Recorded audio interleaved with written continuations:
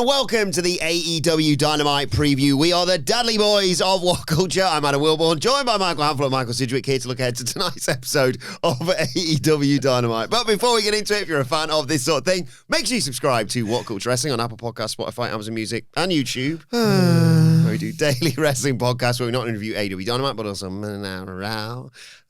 Friday Night SmackDown, the show formerly known as NXT 2.0. Pay-per-views, premium live events. We have interviews, roundtable discussions, and a roundup of the week complete with a bloody good quiz, of course, on Wrestle Culture. As I said, though, joined by Hamflett and Sidgwick to look ahead to Dynamite tonight and all the fallout from Maximum. Crank it till the knob comes off. Maximum Carnage. Yep. Mm-hmm. Excellent. Look, last week's show was pretty excellent. I'm enthused and energized by the main event scene. There are quirks with AEW that will forever piss me off, I think, at this point. But generally, I think AEW started the year very strongly. We've been here before. I just think it's a pretty good product that exists now.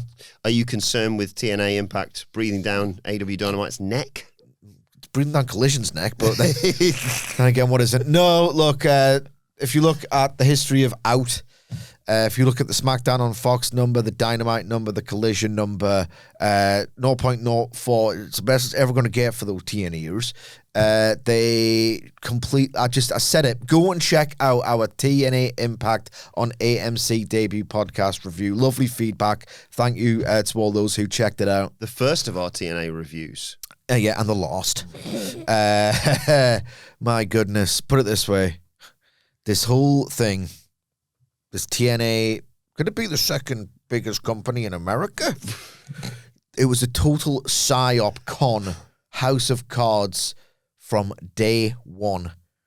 And the premiere, when it finally happened, when they got the fabled TV deal that could catapult them all the way to number 2. My God, overtaking AEW in the process, proving all the critics of AEW right. Yeah. Was so bad that even the grifters, who definitionally lack shame in order to function, lack reason, lack shame, lack sense, just say stuff, often a lie, to get clicks. They have no shame, and yet, oh my God, I've got a pang of shame, because they could not bring themselves to say, yeah, that was really good. That was awesome. These people, by definition, have no credibility. And they had to say it was bad because it was that bad. Well done, TNA. Where will they go? Oh, there'll be some... AEW will do something violent. Or AEW will do a bad number in the coming weeks. Yeah, won't worry. There's a street fight on AEW tonight. I think they'll cope. They'll find something to latch onto that they don't care about. TNA was a big one for them, though, wasn't it? They were able to ride that one for a few months. Well, that was... Those arena shots, they were feeding them for a while, those TNA pay-per-views and stuff. It was like, when you buy... I saw a great tweet the other day. You know that you get a certain tweet that just encapsulates the human experience, and it's like, it's almost quite comforting to know, all right, I'm not the only, insane person who thinks this. Someone tweeted, it's crazy buying a lottery ticket because you just expect to win. It's like, it's main character energy in a bit where it's like 66 million to 1 odds. And then you check them and like, how did I not win? Yeah. For these grifters, it was like the lottery ticket, like a completely irrational, that'll solve all my problems if that happens. Or that will prove everything I've ever said to be valid if the 66 million to 1 shot that is TNA overtaking AEW, if that comes in. They'll just go about their daily lives. It's 66 million to 1, the number of potential viewers, because that's what AMC is in homes, into the actual viewership eventually. Yeah. I mean, it ain't going to get... A map of America and Tommy Dreamer. Put it this way, AEW, it's probably going to remain number 2 for a long old time. With the world champion in Maxwell Jacob Friedman set to appear live tonight. Indeed. After defending the title at Maximum Carnage, of course. We'll talk about Kenny Omega in a bit, because obviously he's in action against Josh Alexander. But I think we're all collectively hoping in the interim we maybe get a Brody King title shot. I'm fascinated by this.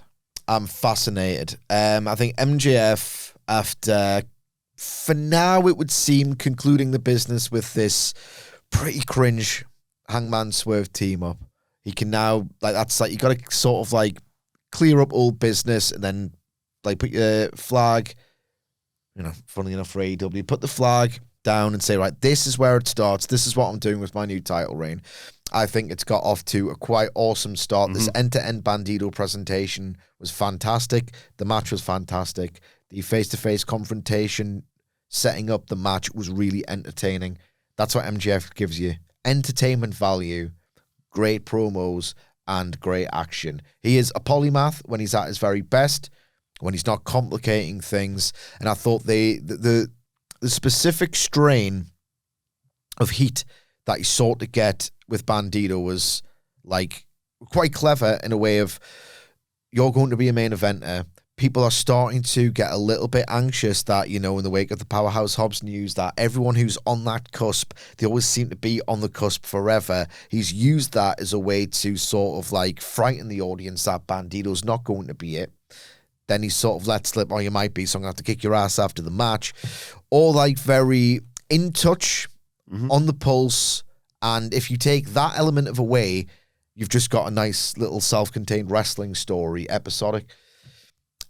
So what I'm basically arriving at here is that MJF has probably listened to the criticism. It was kind of inescapable in the back end of 2023. This very ambitious, layered story that he tried to tell with Adam Cole, incorporating Joe and Jay White and whatnot. My God, did it overthink itself to the point where it made no sense. If I'm, you know, trying to translate MJF, and I guess as an analyst, that's what I'm here to do, I would be of the opinion he knows he tried to be too ambitious, so he's trying to keep it a little bit more simplistic, route one. However, you can't, if you've got that undying ambition to be different, to be bold, to be creative, and you kind of have to be at the top. Look at what Cody did, for Christ's sake. This Brody King thing, is it worrying or is it exciting? What the hell does this match look like? You know, a completely, like, a heel champion who's smaller than the traditional pro wrestling superstar versus a colossus in Brody King. You can do that match quite easily if it's for comedic effect and Brody King's winning, but it's serious world title business and MGS probably not losing to Brody King. How does that look? Congruous, believable, all those words. I'm fascinated by it. It's a challenge that he set himself, and that's in MJF's DNA, so that match is obviously on the horizon. It presumably gets set up. Does he go full ass showing stooge coward heel? Probably not first. He's probably going to have that bravado, and then it's going to be exposed that he's frightened of this dude as he should be. What the hell does this match look like? If nothing else, if it's not like a fictional story that I'm completely invested in right now, it's their job to do that tonight. It's still really interesting in a case of, what the hell does this look like? I've just got all the faith in everybody involved to trust the process here. Like, this is quite A to B to C storytelling with how we've even arrived at Brody King as the next challenger. If there's one more to follow after him to continue to fill the time before Kenny Omega at Revolution, which feels like, you know, the move at the moment, I kind of believe in that too. Like, I know Bandito to Brody King was easy because they're tag team partners, but they've even built a bridge into that squash last week. You know, like Brody King, of all the weeks to have that standby match, it had to fall last week. That's AEW thinking, isn't it? Yeah. Drop that in, so that's like fresh in the mind. I like that because it didn't just feel like, all right, well, Brody King's clearly going to have a feud with MJF for a short time. He gets TV time because that's the direction. Yeah. Felt a little bit more organic than that. The little bit of extra thought that I associate with AEW at its best. So, and because of that, because of obviously how they've seeded it while the Bandito thing was ongoing, I've just got faith in it. The match is interesting because I hadn't really considered, I don't... You know, hadn't considered a wrestling match?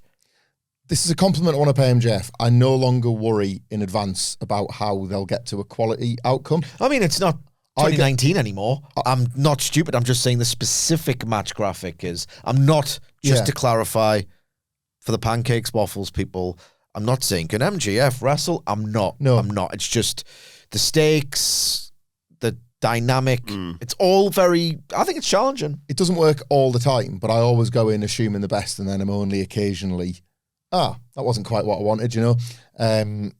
Shawn Michaels would be like 94, 95 heel Shawn Michaels. I don't need tell MJF what tape to study. But he was very good at extracting a lot as the typically smaller heel who could still be cocky, who could still be an arsehole, who could try and like gas out bigger guys like Diesel. Alignments were different with Sid, but the same applies. Even if it was not necessarily the story of the match. Even if he was his best friend and he was trying to take his role off of him. Like, that's our Sean. So there's like tape out there. There's like examples of how it can be done, but it is tricky. There are like little intricacies that, again, you know, teaching grannies how to suck eggs here. Like they'll know how to play with and how to work with.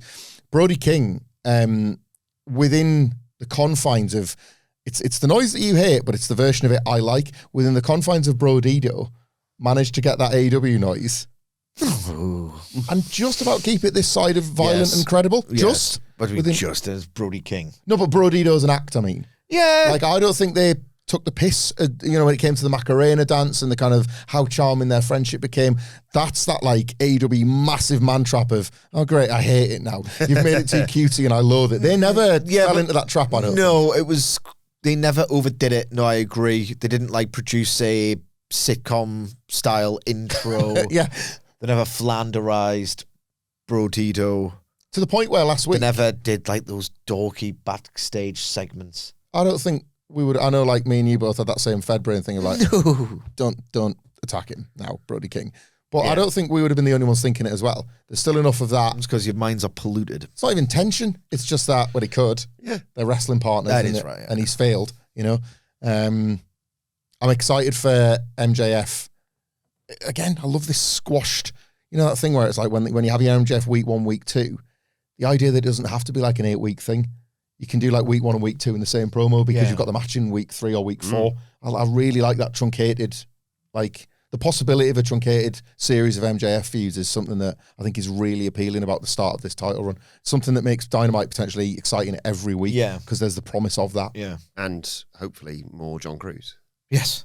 I want him headstone bandages this week. He mummified. He stood there with MJF, who's made him come to the ring with him, but he's completely mummified from that squash. Look what you did to him. I like it. Switching gears now. To the women's world title. Tonight we'll hear from the Triangle of Madness, who are, of course, Toxic.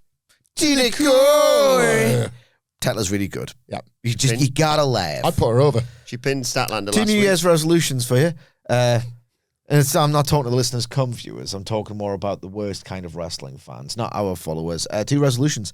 Number 1, you gotta laugh. Number 2, grow up. Good. Number 3, be born earlier. Some of them have got to grow up. People can't help that. They can't help it. No. But growing up can be done if you weren't born earlier. Grow up faster. Grow up faster. Point. Grow up faster or be born earlier. There's only one of those that's physically possible. So I suggest you grow up and not take everything too seriously. Yeah. Yeah, presumably they're setting up, with Tekla pinning Stat last week, the title match. Do the title change. I think it's my thing in 2026, isn't it? Flip the title. I think I've gone full Russo with like every title match. Pro 2026 wrestling for me right now is just doing stuff, like actually shaking things up a bit. And I don't even think it's that bold a take that the Statlander thing isn't really working that much. And Tekla is one of the few. I feel like there's this massive opportunity in the women's division this year. And Tekla should be the first to try and take it. There are spaces. Toni Storm feels willing to like step back a little bit. Mercedes has kind of opened up the TBS title around Willow because she's presumably going to challenge for the world. There are spaces and there are spots, and I would take a punt on Tekla having one for a bit. Let's see how she does as a heel champion for me. Yeah. When's the match? Well, I'm just saying they're going to respond to Stat tonight. It's probably going to be a 20-second pre-tape. You know what? He creates graphics for 20-second pre-tapes. That we then take the piss out of because it's a bit cheesy, but we like the end result. Yeah. We know where this is going. Yeah. I guess they could do it on TV. I mean, Revs is a whiles away. This Statlander thing hasn't worked for reasons that we've spoken about extensively. You cannot put these wrestlers in this division in kind of like cheesy, crappy backstage pre-tapes. Really minimal sort of obligatory 1 match per week stuff. Then put them on 17, 18 minutes on a pay-per-view and expect a loud, sustained reaction 3 hours into said pay-per-view. So I don't really blame Statlander, but at the same time, Toni Storm got over. Yeah. It is possible. You just have to do generationally great work to do it. It shouldn't really be that difficult. The big match tonight, arguably, is Kenny Omega versus Josh Alexander, and, well, basically the start of Kenny Omega's road to the title. Indeed, I'm fascinated by this, and my own parasocial relationship with Kenny Omega will inform my investment in it. I get the feeling, though, it's doing a lot for the wider AEW audience. Like, I feel like my one-sided thing with Kenny's a lot more intense than other people's, and I'm a bit less forgiving of him when he's, swanning about with the elite, when he's just dicking around, just doing this antique of a story. This is different. This is what I asked for. But now the pressure's kind of on. Like, what does he wrestle like? Does he reel it in a little bit? Does he... The perfect template for this version of Kenny Omega is the match he had with Konosuke Takeshita at Revolution last year. Was it Revolution? It was Revolution last year. It was absolutely fantastic. I rewatched it, and I don't really do that very often with pro wrestling these days. I rewatched it, and I was actually shocked by how slim, dynamic, how much motion there was to Kenny Omega in the first 5 minutes of that match, right? It was actually shocking because my prevailing memory of the first watch was how incredible he was at selling. He sold and sold and sold. And he's got the magic. He's a genius in that ring. He can just kind of do little in terms of physical movement, but with his body language, with how he paces stuff, it really feels like he's struggling and he's in trouble, to the point that when he did that awesome springboard avalanche powerbomb that he does, it really felt like I didn't think he had it in him to do it. And he's got that Tanahashi magic, but he's such an unbelievable, he was such an unbelievable, athlete, years and years ago, that you forget how great he is, funnily enough. Great fundamentals. Great fundamentals. He seems now, post All In Texas, like he can't even do the Revolution performance, let alone the 2018 performance. Basically what I'm getting at is he has to really emphasize the hell out of his selling, so that when he eventually... he just felt like a sort of almost bleak emulation of the old Kenny when he was doing, let's face it, spot fests with the elite, trios spot fest matches. When he was doing his spots, it only brought into focus when he was doing his spots that his spots don't look as good as they used to. So I thought that trios run, even if it was the only thing he was capable of, did him no favours whatsoever. So I'm looking forward to seeing what a Kenny singles match, with trepidation, what a Kenny singles match looks like in 2026.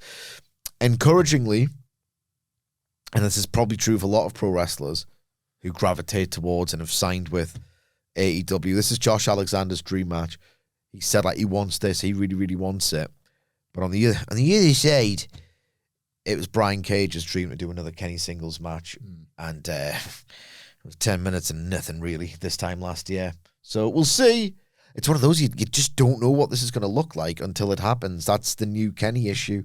But even though Josh Alexander is a Callis family pin eater, surely the novelty of Kenny in a singles match in a serious story will compensate for that, and there'll be a good atmosphere. And he's out for revenge, obviously.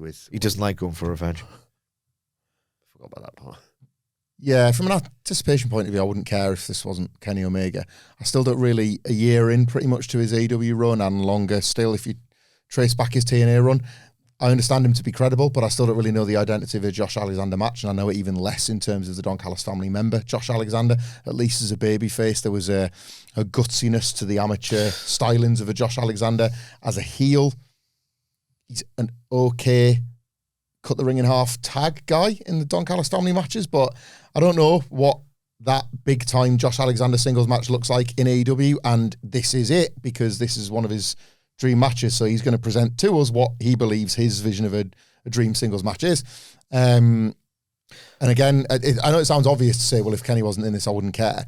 But what I mean by that is because there's so many wrestlers who wrestle like Josh Alexander in my mind. It's Kenny that's the X factor here. It's Kenny that's making it special. So I'm not really that, I hope Josh Alexander has everything he wants from this dream match, but I'm all eyes on Kenny Omega.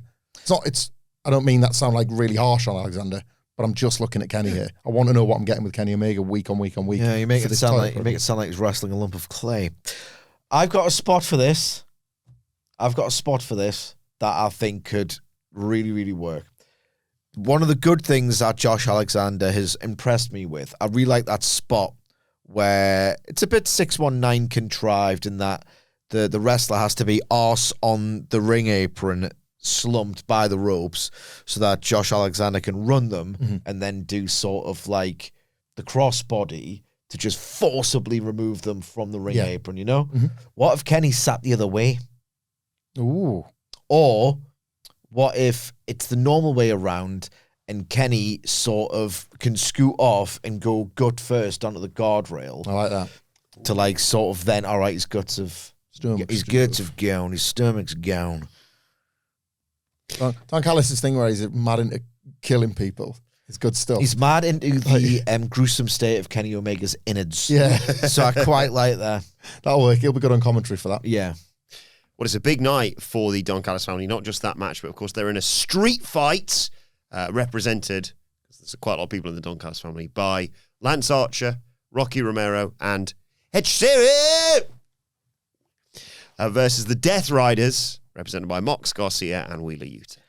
Let's say the names again, bro. Hechicero, Archer, Romero versus Garcia, Mox, and Yuta. Yeah. Right, here's the thing. I'll be arms folded. With a big time arm folder. Big time arm folder. The old arm folder. It's the old arm folder. It is a big time arm folderino. Okay? Yeah. Everyone knows it and everyone says That's it. Okay. Old wrestling parlance. There's a lot of wrestlers and a stip and the amount of them. That's a trios match. Has to be great. Otherwise, I've seen 100 of them. Okay. Street fight. Oh God, more plunder. Oh, the second cousins of the Don Callis family, shall we say, to be a little bit kind. I reckon it's Moxley in a street fight. No, it's not Moxley. I was going to say there's 1/6 of this match is a babyface. Well, that's the intrigue here, isn't it? The match itself will probably get me. That's the story of Plunder in, the last however many years, is I don't want to see it. I don't even think, oh my God, yeah, just bleed. You just don't get that feeling anymore until it actually happens. Which is to say that it's been over-promoted and overdone, under-promoted and overdone, that, you remember we used to get a sick thrill at the thought of a stipulation match? When was the last time that happened? AEW had it for Texas Death and Lights Out for a little while. It's not really been a thing for years in pro wrestling across the board. There'll be some vile bit of violence here where I'm like, okay, I'm getting a little bit hard now. Okay? There will be a bit of that. It happens. But generally, I don't care about this. Are the Death Riders simply going to gradually turn face? And doesn't that kind of suck ass? Because can't do that, John. It's one of those, right? Until it got good, the core problem with the Death Riders was it was way too within the show, way too meta. It's very hard to turn this specific act in its MO babyface. It's been done. I mean, The Undertaker was babyface in the early 90s, and it's weird, but people went with it. Yep. It's if you don't have to deep it, okay? You don't have to think about it too deeply. It can work. It's just a bit dumb if you think about it too much, isn't it? Yeah. You see the promo Moxley cut to build this? Not yet. I don't know if it was on, I just saw it on YouTube, I know it was off Collision, but he's got the Death Riders with him, and it's all Moxley at the front. We're going to kick your ass, all that kind of thing. And then Pac sort of piles on with more of the babyface thing. Have you forgotten who we are? Do you realise who you're dealing with? Do you think we've gone soft, that sort of stuff? And then Garcia gets a word, and then they all leave. Willie doesn't. Claudio, holds up the rear, that Probably kind of thing. Time constraints, if anything. Yeah. It doesn't work. These bad ashes in their little bit of the building that they're permitted to sit in grumpily. in AEW College, like that corridor that's just theirs. Yes. Like it's so cheesy and lame, and I've always thought that. Basically, do you reckon that the ceiling for a babyface Death Rider is just as the BCC again? Yeah, it's exactly what I was going to say. Oh, We've seen it, we have lived it, and I didn't like it then, and I like it even less now because I feel like I've survived it, and we don't have to think about it now. 4-year anniversary of the BCC or the Death Riders in some incarnation or another. Oh, and Regal slithered into AEW, but Revs, yes. I've got a lot of dread. This is where this ends. And it's like, I gotta win every week again. What if they rename themselves the BCC and it's meant to be this big sort of like... Don't do that. Big sort of like nice babyface moment. I mean, do whatever you want, I guess. But like, there was the bit where Moxley's cutting that weird promo back at World's End. And you're like, right, which one of them's got the carrier bag? Yeah. That's what I want to think. I want to keep thinking it. Which carrier bag? Sorry, that threw me for a second. The plastic bag to... Yeah. I'm thinking, they nip into the shops afterwards. Well, yeah, if they're going to buy a bottle of bleach, that's fine. Good point. But like, yeah, one of them's got one I'm of them's... confused. Has Triple H jumped her? What do you mean? Carrier bag. Ah, that's Very good. nice. That's nice. It's excellent. I like that. It's excellent. So I like him more than the prospect of a babyface Death Rider. That's what he did for the Click, didn't he? He sure did. That's all he did for like 2 years. No, he's the wheel man as well. He was the wheel man, yeah. God, I hate him.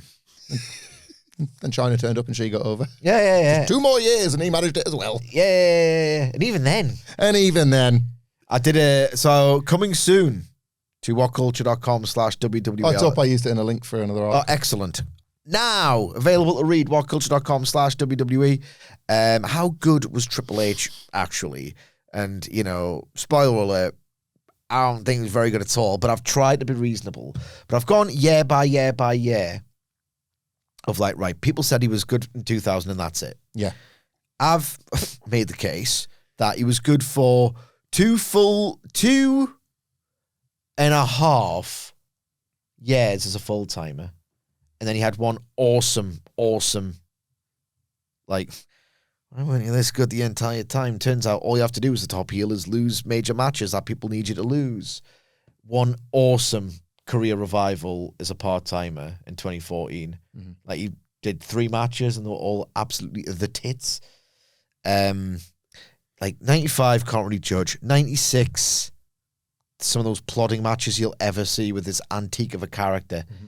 97, thank you, Cactus Jack, for his one good night, and he was sometimes obnoxiously funny. I will say the European title match is his body language. It's the funniest he's ever been in his life.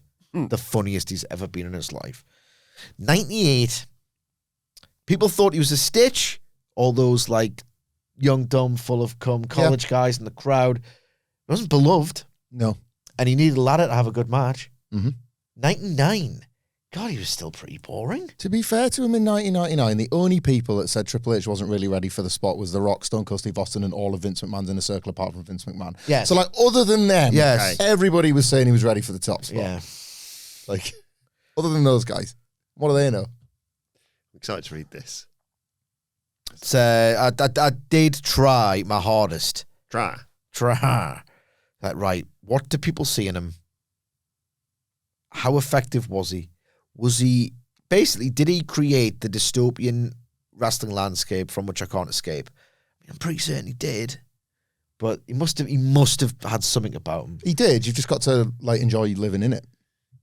That's my thing with Triple H. Like, it's a dystopian landscape, but it's like, it's dystopian. Not so bad, is it? Could be worse. That's the Triple H landscape distilled. So you are in the acceptance stage of pro wrestling's death. Yeah, but I got in that in like 2002. Never forgave me. I also think you'd be just like happy somewhere like Purgatory. You'd be like, oh well. Oh, I bloody love Purgatory, man. Like, because you can't go wrong, can't you? You can't go that right, but you can't go wrong. There is no risk in Purgatory. No, the one person not trying to escape Purgatory. I think we can make a life here. You know what just dawned on me? Go on. All this time, we've been mates with Carl Pilkington, except with a slightly just happier disposition. There's just odd thoughts that other people find inexplicable that you have. I don't know, like, life's pretty hard, isn't it? Like, if you can just roll 3s and 4s, the old purgatorial rolls, you're just like, that's way, way better than, like, living for a couple of 6s only to have, like, 28 1s. Like, I get it. Why aspire all the time for that? Because it ain't happening. So, like, really what you want to do is avoid the old relegation zone of everything, you know? Like, yeah. Like, how much stress have you, like, your task list is not big in purgatory. Oh, I'm dreading my task list. It is not a big... Oh, my God, my task list. Book diaries for kids' school. I think I've got to do 2 loads of washing. How's that going to work? Make the tea. Get the stuff for the tea.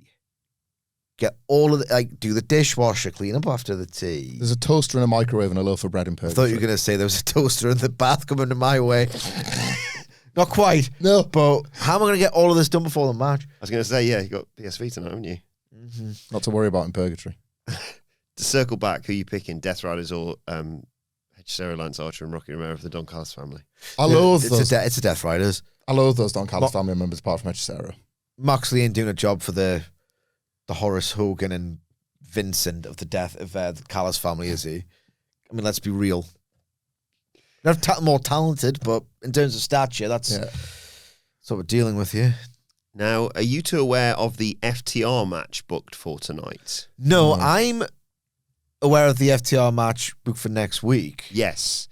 Who are they against next week again? They're working Davis and Doyle. Guess we'll have to close the store and get ourselves to the old wrestling shop. Yes. If you want to cut that ringing off FDR, we can sell you a hell of a bandsaw, and on the price, we won't you in the ass. It's good stuff. We got nice solid tag ropes. Dixon and Doyle, that, you guessed it, won't you in the ass. They won't you in the ass. Ahead of that next week, FTR, bit of a warm-up match tonight against Alec. If you want to do a blind tag, we'll sell you a silencer. But Davis and Doyle, we won't you in the ass on the price. Can't help noticing that apron is rather wide for a wrestling ring. Who's building your rings? We won't you in the ass building. Just like you got in the ass in Australia. How do you think Jim Duggan got so many affordable 2x4s? Huh? Affordable. So tonight, FTR are taking... We're playing a game, aren't we? Well, how do you want to play it? I know you're the host of the podcast. Well, it's a squash, as far as I can tell. Will the opponents not be on the roster page? Is that what you're saying? I apologies to them if they are, but I have never heard these two names before in my life. Right. Oh, I've got the idea for the game. I'll do your job for you. You know when we do a football quiz in the office? Yes. And like, if it's like Alan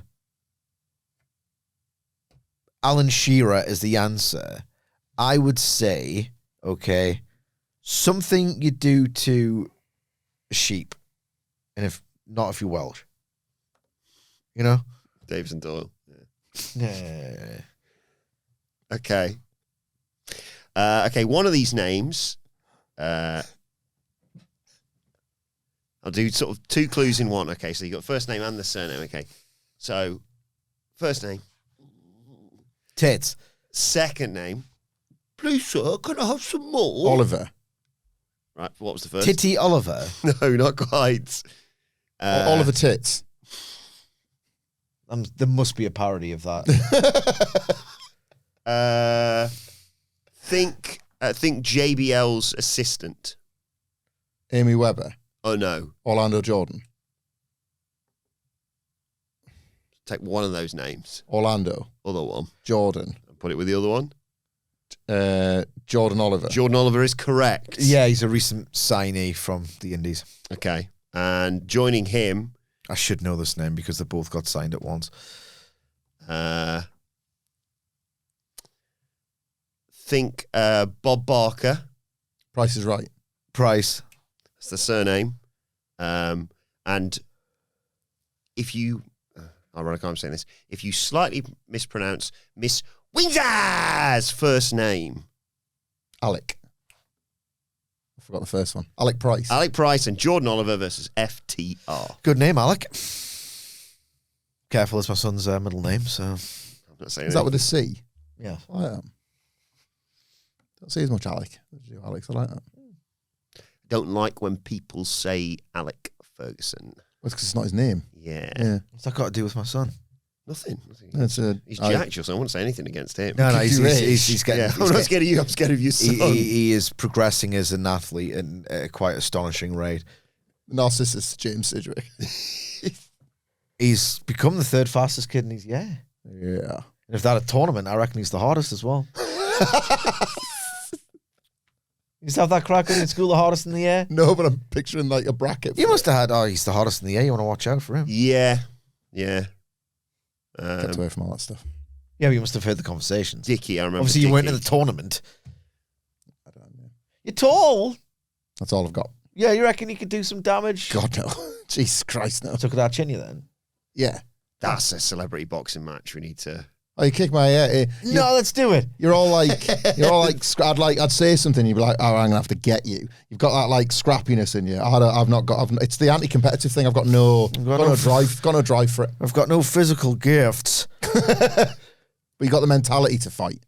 No, I've got a terrible fight or flight response. A boxing match where both men choose flight. You know what? Talking of me being in purgatory all the time with everything, I realised the other day. Well, I think I was talking to you, Wilbourn, about like we're not confrontational people. God no. I have a standstill and freeze. I can't fight or flight. I do nothing. Yeah. Like I completely shut down. Yeah. What's the middle of fight or flight? Fight, flight, freeze. Shut down. Yeah. Fight, fright, fleas. Yeah, freeze. I'm a frozen bit of in a situation of confrontation. Sorry, can you just repeat that, please? In a confrontational situation, I'm a frozen bit of It's the third option. Fight, flight, frozen bit of There we go. There we go.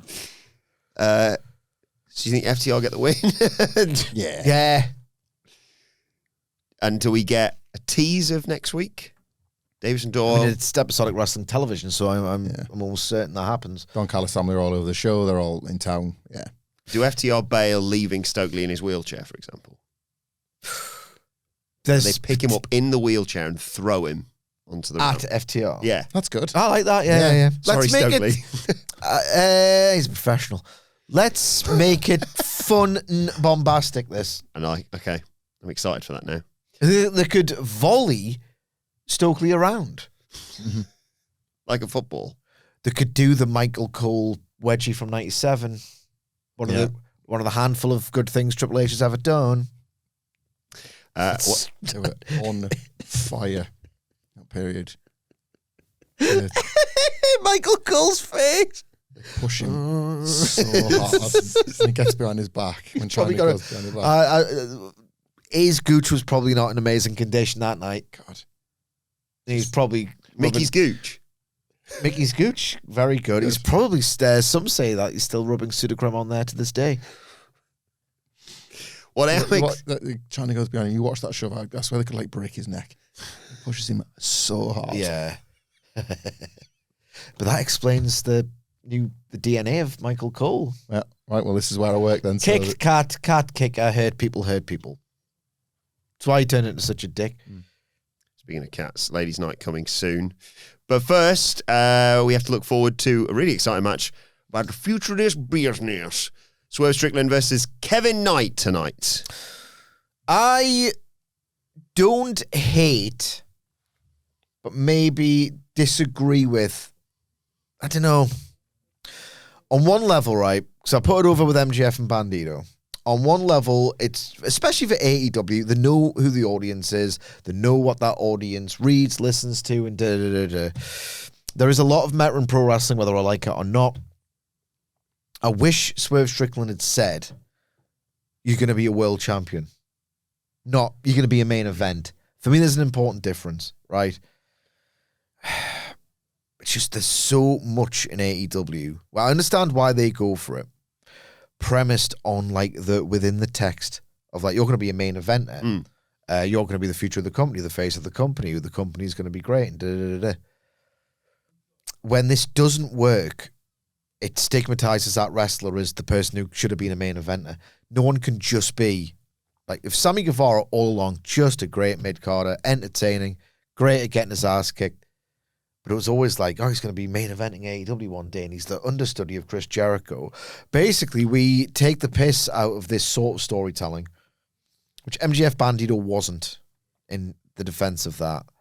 Of like, is Kevin Knight going under the wing of Swerve Strickland? And literally, how many times has that Whose wing? Wing corner. Has this ever worked? Haven't we just had a very popular AEW attraction leave the promotion because he was put under the wings of so many? Like, has this ever worked? I understand potentially why they're doing it again. There's been a lot of conversation, criticism surrounding, by the way, this match should be class. Yeah. And that goes without saying, but that is the ident, isn't it? The match will be good. AEW : at least the match will be good. Has this ever worked in AEW? It's become a bit on our podcast of like, you can't just keep putting people under wings forever.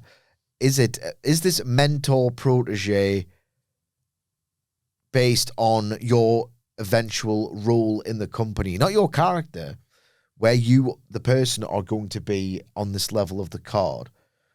Has this ever worked? I got one. I got one. I think I've got one too. Jamie Hayter under Britt Baker's wing.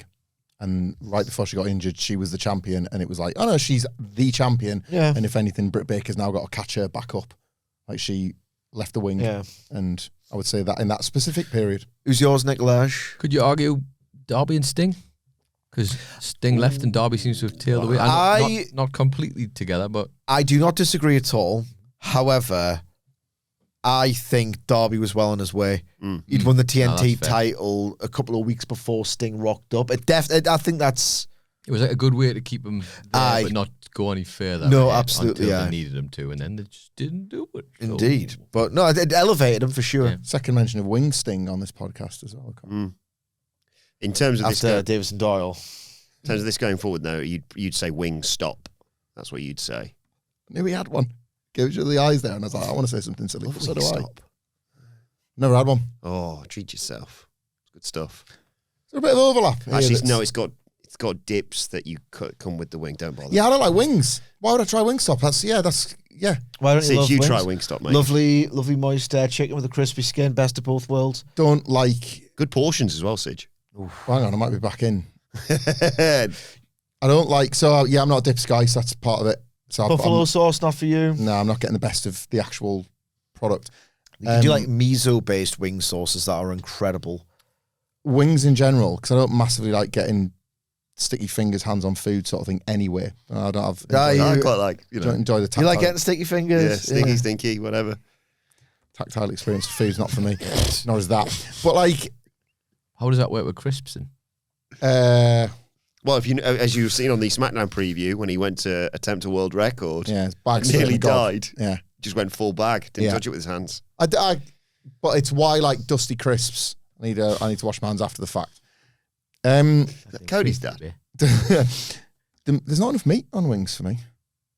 I don't buy bones interfere with... More of a breast man, are you? Well, yeah.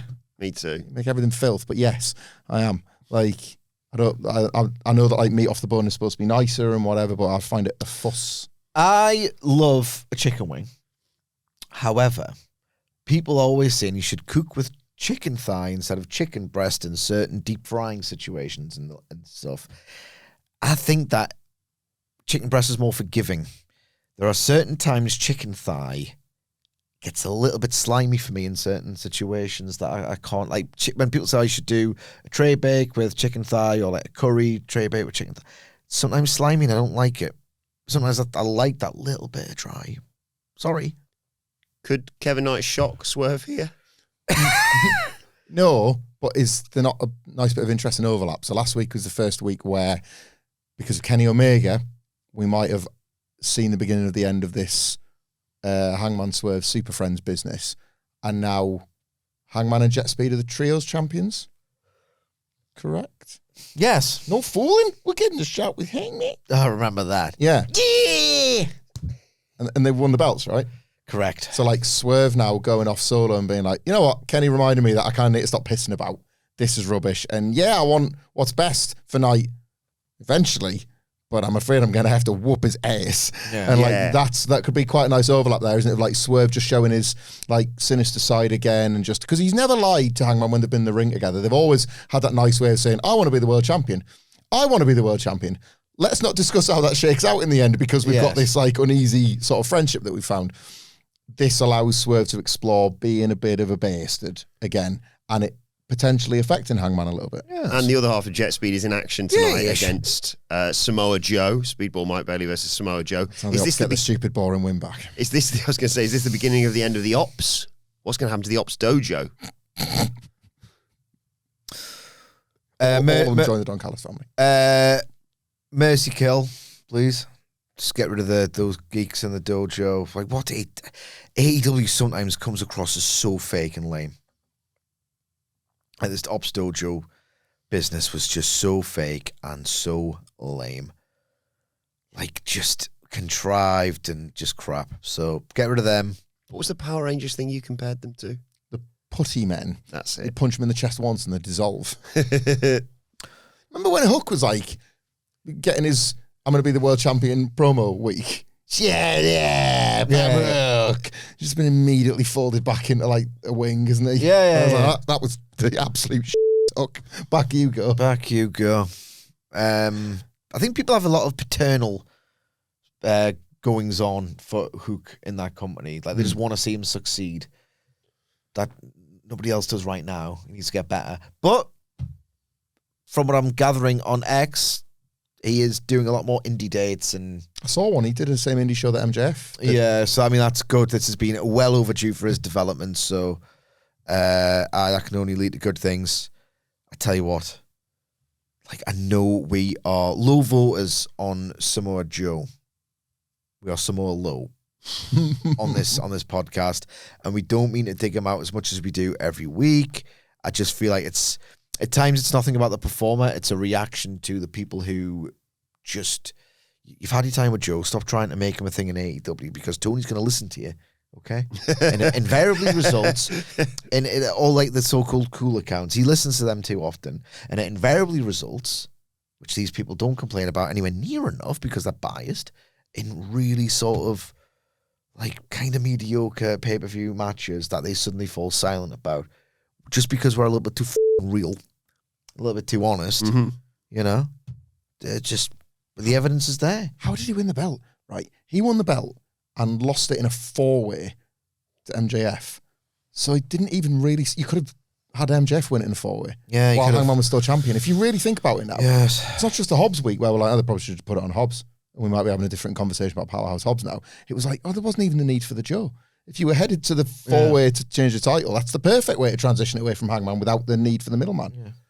How'd that happen? And then he could have got a little bit more of that sweet, sweet meta heat of like, oh, people would have been excited for Hobbs. Then off MJF gets that title off him. It sort of, people start to resent him. You need resentment, really. That's how the Death Riders thing started. Ended up so strongly anyway. Look, the thing about Joe is that when he has a good match, I will love it because he's amazing when he's amazing. I often find his matches to be quite slow going, hard going. They seem to drag. The long-ish Joe match, for me, it drags more often than not. And you forget how awesome he used to be in the process of being bought. If this match is awesome, it will be awesome because Joe's ceiling remains very, very high.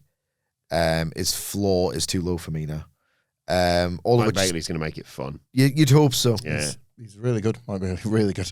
Joe is kind of good. Well, in fact, he's incredible at, you can't do that to me, you dickhead. I'm Samoa Joe and the Red Mist is going to descend.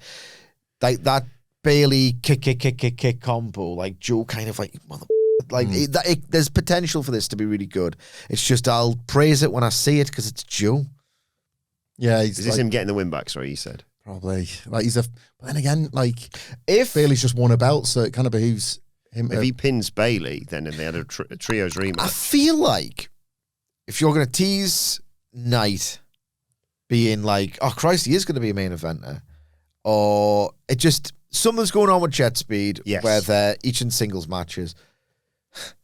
You cannot beat them both really on the same night, unless When they just won titles. One, they've just won titles. Two, maybe Tony Khan thought he had a chance of having Powerhouse Hobbs up until the 11th hour, even though reports say, they had WWE felt like they had him for 3 months. But then that's very WWE. They thought they were going to get Sasha back. Yep. They thought they were getting the Elite. So who the hell knows, right? It just feels like if you are telling a story with Jet Speed and the fact that they are each in matches on the same Dynamite, it's like you're paying attention. It feels like, and I hate it, I'm only saying this because it's shorthand, even though he was the better rocker at the time, and he's better than a lot of wrestlers are today. People understand what you say when you say Marty Jannetty now. Yep. You can't have two Jannettis. It looks like if they both do jobs tonight, there could be two Jannettis. I don't know. Maybe I'm overthinking it, but it's not great for Hangman as well. Like champion mate of the losers. Exactly. That's not the pretty good spot. Checks it out. But it's, you're inviting people to think that, like with your booking ultimately. Finally, just looking at my notes here, Sidge. I've been looking forward to this since Thursday of last week. There's just one women's match on this show, and it is Megan Bayne and Penelope Ford versus the Timeless Love Bombs. That is, of course, Toni Storm and Mina Shirakawa. How do you see this one going? I mean, I think that Storm and Shirakawa are going to win. I think that luckily with Storm still being as over as she is, the match will have a lot more heat than we've seen recently in the women's division, which gives me no joy to state, but let's be real about it. I'm over Toni Storm. And I don't know if it's just this act or whether it's quite incredible really that this Toni Storm character and how sort of like heightened and wacky it is, it felt so big time for so long. And it lasted as long as it has. I'm completely over it now, frankly. I don't find it as funny. I feel like it's gone a bit catchphrasey, whereas she used to say something, to borrow a phrase from the young person's vernacular, so out of pocket and so pure filth that it would just leave me breathless, like jaw on the floor. That is like a bit of crude humor. Look at this podcast, for Christ's sake. It feels a little bit more like, that wasn't as good as like 6 months ago. And the hubris of the character worked because it's like, I'm on top of the goddamn world. Like some of her lines, these like sort of viral bait sound bites, if that makes any sense. Like anything she's trying to say, as you would, I'm not criticizing her for trying, I'm just criticizing her for failing. These sort of big lines that you're expecting the huge crowd pop for, that you basically write the promo and then boom, that line at the end, the one that people go crazy for. They're getting a little bit like too much for me in terms of like these sort of lines work when you are on top of the world and you can just get away with saying anything. On Collision, I think it was on Collision, she said, the only difference between me and God is God doesn't wear lipstick. So you don't really feel like you're God anymore. It feels like you've been like, you're just doing stuff in the tag team division and you're not the champion anymore. Do you know, it feels like when you... God's booking Raw with Michael Hayes. I thought you were going to say God's booking Raw and they call him Paul Levesque, and I was going to punch you, okay? I would never. Like, do you reckon you'd fight back? You reckon you'd get the red mist? I've never... Like you haven't, because you are at your core an animal. We've seen what you do with food. In your business by your own admission, try if I'd punch you in the face, you would fight back and have that red mist and have the animal response. No, I'd freeze like a piece of or whatever we said. But like... You said it. I said it. Yeah, like, I don't know. Never been hit. Never hit. Like... What if he said whatever he said about Sunland, like he did the other day? He was close. He was close. That was like... Howie, come on. Like, there's lines. I was thinking more about the Derby question, if you'd like an answer to that. You said... Not Darby Allin, just in case. No, who cares about that? Like, it was like, how long would you talk about it afterwards? Yes. I learned 2 Newcastle songs from you based on derbies that had taken place in the early 2000s, and we met in 2017. What songs? We've always had a treaty. Was it Over the Wall? Over the Wall. I wasn't going, like, I'm not bragging about Liam O'Brien or whoever the frig it was and scoring in a game that was... that was the last time you beat us in the league. I was at that one. I remember. Ryan Taylor Over the Wall. Yeah. And it wasn't like a brag, though. Remember when we beat you in 2010 or whenever it was? It would have just come up. And you sung... It would have just come up. You sung at me. Was it Albert Luque? 1-0 down, 4-1 up. Albert Luque wraps it up. Was that like 05 or something? When did I sing that to you? Well, I'd never heard it in my life, but like that. It was 2005. Okay, so in answer to your question, approximately 15 years is how long we can speak on a derby. I didn't also add that to the 0 times I've spoken on ours since the 1 month ago it happened. You've told me a story that I can't repeat on this podcast about one way you celebrate and enjoyed a derby victory. So you've done it as well. But I can't. Oh, I celebrate all the time with the right. I wouldn't do it to you. No, you did it to me. Did I do it to you? In the same way that... I need to know this because I have standards. We'll save this for after. I wouldn't. I'm careful with you. We have rules. I'm very sensitive. Yeah, we have rules. Anyway. So you're going Timeless Love Bomb, sorry. Yeah. But as I said, this is the only... I'm trying to be better, Can the heels not win and get a tag title shot again? So we've forgotten that we've got like women's tag team champions. Like, could the heels just not beat... Who cares about Timeless Love Bombs? They're a act. Like... It's part of just, it's too, yeah, it's the part Timeless of Love Bombs. Don't they make me feel like, no? How do the Timeless Love Bombs make you feel, Adam? I'm big fan of theirs. I think it's part of what's chipped away at Toni Storm's aura. Steve Austin wasn't... It's too trivial, isn't it? He wasn't wrong when he said you couldn't phase Stone... He was being political, but he was right. When he can't phase a Stone Cold Steve Austin character down. They've attempted to phase a Timeless Toni Storm character down via the tag division, and it hasn't worked. It's so trivial and sexy and...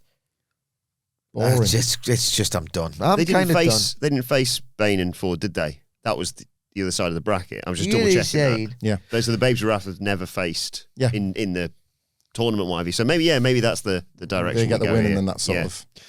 But as I said, it's maybe whomever is sending Mina Shirakawa's secret admirer, yes, as opposed to all of her public admirers, could distract her. Who might that be? Could distract her with another bouquet of flowers. Where's that going? Sent from an Adam W. No, that's too obvious. An A. Wilbourn. But as I said, it's the only women's match on the card. But before we get to the name of the game, oh baby, we have to get to the aim of the game. The aim of the game is to identify to the hour, minute, and second the first time you hear the first note for the first entrance theme for the first woman to come out and compete in the only women's match on AEW Dynamite. The idea being we want to pinpoint to the second when the match starts because it'll really italicize, underscore, and put in bold the pattern. The dreaded pattern, which it's nearing its 7th year anniversary, right? Hang on, this tends to fall before the men's match main event every week for 7 years. What's going on there? What is going on there? And we've theorized, and over the course of several years itself now on this podcast, that hang on, are they being AEW cum Warner, putting this match more often than not, started getting onto us, but it didn't really follow through, in that 1 hour 20, 1 hour 25 minute range every week, with the idea being, God damn it, are they putting the first hour exclusively wall-to-wall balls, right, so that they can convince two, proper blokes from Little Cock, Arkansas. It's just all blokes, yeah. Just men's wrestling here. You don't have to worry about that woke crap, but you do have to worry about the woke, so because it's 2026, we have to put the birds in.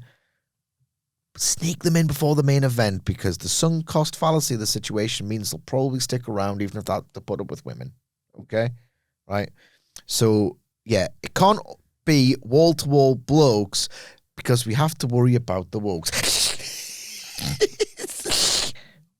We have to put Wokes in, but what about Jim and Joe? Who's Jim and Joe? Well, Jim and Joe are our two representatives of the AEW television audience in the minds of Warner come AEW, who are going to fret about the women that we try to hide before the main event.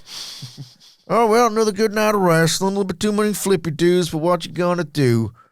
Hang on, what the hell is that? Oh, get in. Get in there, son. Ring girls, god damn. About time we got some eye candy. I was getting a little bit hungry, you see.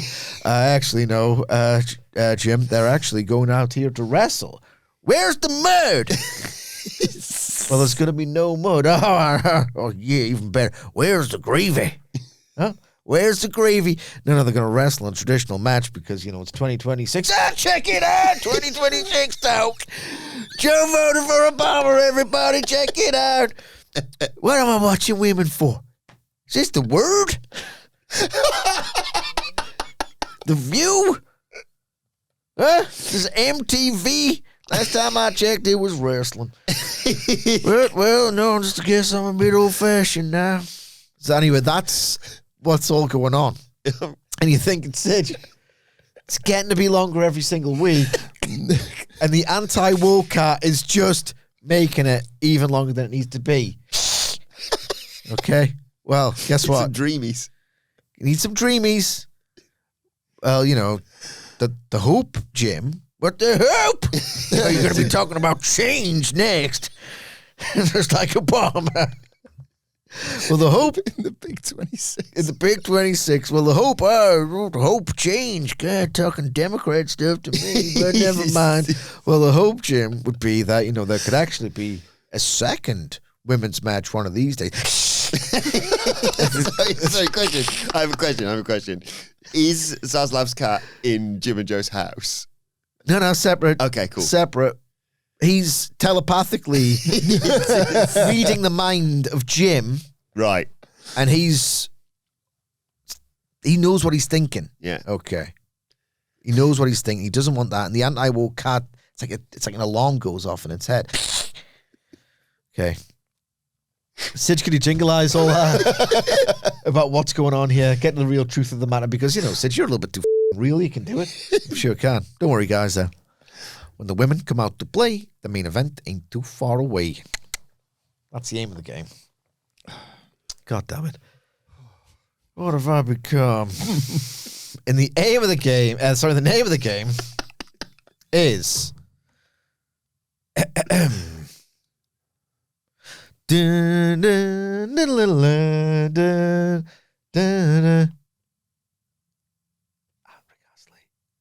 Ah. You're a stranger to dub. You know the rules, and so do I. A half commitment's what I'm thinking of. 'Cause I need to book another guy. I just want to tell you how I'm feeling. Gotta book another man. Never gonna book you good. Always gonna let you down. Always gonna run around and desert you. Always gonna make you cry. Never gonna try. Never gonna book a second and use you. Anyway, bit of Rick Astley for that ass. Strong. Rick Astley. I don't know. I might stop doing this. I'm losing my mind. So, as always, how we go over to... I love that. Yeah. Never gonna fucking try. I love that. Thank you. I love That it. was very, very good. Appreciate the musicality. Okay. We go over to the Panda Blair himself, Adam Blair at Adam Wilson 4, and Jose Palomares at the Ho 11. The guys who always take care of the Dada. That's it for these sorts of I things. am gassed. Sidge was 8 seconds away 8 seconds away. winning the game last week. He and I both have one for the year. Hamflett yet to get off the blocks. Is that the right phrase? I was going to get on the board. You hate that. Yeah. Yeah. Yet to get on the board. Yeah, there we go. So, Sidge, take us through it. What main events? Usually get off the broad. So, What main events and where does this match land? Not what I've heard. What? What main events and where do you see this match landing? Well, does Kenny main event or does he open? I was thinking that because you got the street fight as well. Yes. I think Kenny opens. Anyway, that street fight goes last. I like the idea, if you want to tell an episodic story, Kenny opens because he's trying furtive steps back into the main event scene, and then when he gets the match that ultimately will earn him number one contender status, that's when he main events, and it feels like a progression. I like that. So I would have Kenny open, actually. I would have Moxley in the main event. It's John Moxley after all. And I think the women go into the semi-main slot. I mean, when was the last time they did it in the first hour? It's been a while. It seems like it's been a while. So I'm going to go 1 hour, 21 minutes, and I had 12 seconds last time. Let's go 8. Oh, no, let's go 4. Because I was 8 seconds off. 4 was, last week. Oh, okay. So I'm going to go 121.20. Okay. An 8-second swing in the other direction. Well, let's try and box him off then. 118. Oh. Flat. And I'll go 1, 2, 3, 4, 5. You said 118? Yeah. Those are the guesses. Let's see what they deliver tonight. Let us know your thoughts ahead of AEW Dynamite tonight in the comment section below, or on X at WhatCulture WWE, where you can follow all 4 of us, sort of. You can follow Michael Hamflett at... Michael Hamflett on Cameo or hamflettx@gmail.com. Follow Michael Sidgwick at... You look exhausted. M. Sidgwick. You can follow our brilliant producer, Adam Nicholas, at... It's Adam Nicholas. And you can follow me at Adam Wilbourn. Follow us all at WhatCulture WWE, as I said. Make sure you subscribe to WhatCulture Wrestling, wherever you get your podcasts from, for daily wrestling podcasts. NXT review coming your way later on today. We'll be back tomorrow to review AEW Dynamite. But for now, this has been the Dynamite Preview. My thanks to Hamflett, to Sidgwick, to Nicholas, to all the gang. Thank you for joining us, and we will see you soon.